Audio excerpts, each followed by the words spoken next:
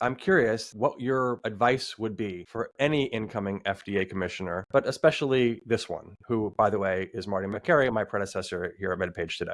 The general advice for any FDA commissioner is, first of all, get to know the people that work there. It's a highly dedicated workforce with a lot of knowledge and can really give the commissioner guidance on places where improvement is needed, where new policies may be needed. He's walking into a tough situation. Any organization that you enter when well over 20% of the workforce has been fired, and with so much political interference already into the activities of the FDA, this is going to make his job really a difficult job. Marty Makary comes into the FDA now in a really contentious moment that is not his design. He did not come in and say, I'm going to cut a certain percentage of the FDA's workforce overnight. That was done before he was confirmed. That was done by outside of FDA. And he walks in literally in Silver Spring 2 days after thousands of people have been terminated. My sense is that the morale is low right now, but it's not his fault. How does he overcome that? Well, first of all, I just have to say, I don't know how much he was involved. I don't know Marty. I haven't talked with him. It would be unusual for major moves to be made in a federal agency